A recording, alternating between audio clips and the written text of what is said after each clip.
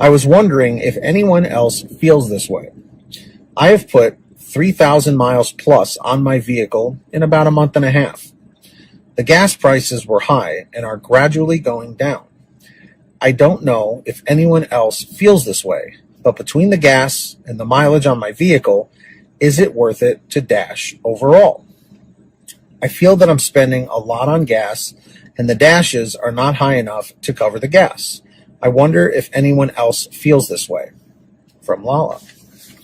So, of course, thank you for sending something in. Obviously, you are a newer driver. Let's put it this way. Coming from my 4 years experience in this gig economy, okay,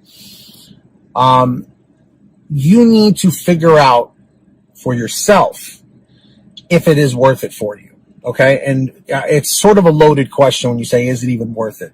Because there are some drivers that make $2,000 a week. There are some drivers who make $100 a week. It really is all about several things, a ton of variables, okay? But just to name a few, knowing your market is crucial. And what I've always said is every market is different. Everybody repeat that in the comments or the chat. Every market is different, okay? What is working really, really well for someone in California, someone in Iowa might be doing terrible. It also matters. Are you close to a city? Are you in an area that's more rural, that is, like more like a countryside where you're sitting around and there's not as many offers?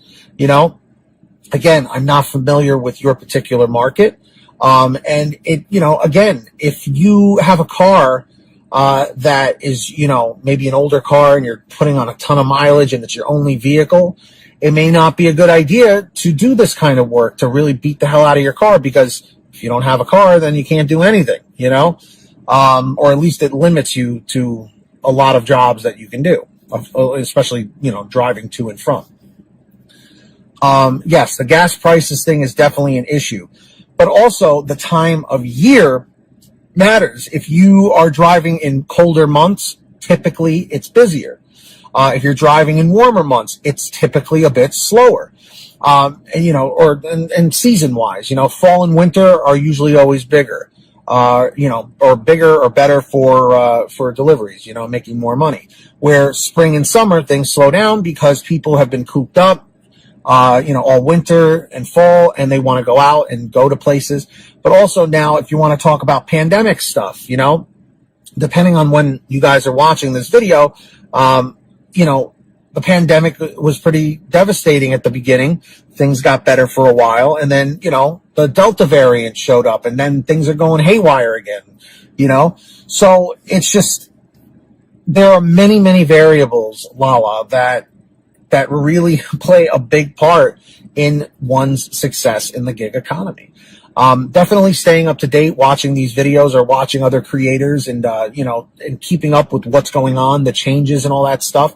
But another thing is trying to say, well, I want to make $1 per mile. I want to make $2 per mile, setting goals, and things like that.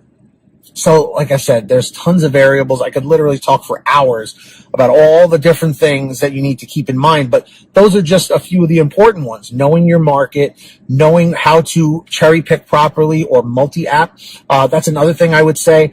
Make sure you're on GrubHub and Uber Eats. I have the Uber Eats sign-up link down below in my description. If you guys haven't signed up on Uber Eats, definitely sign up on there.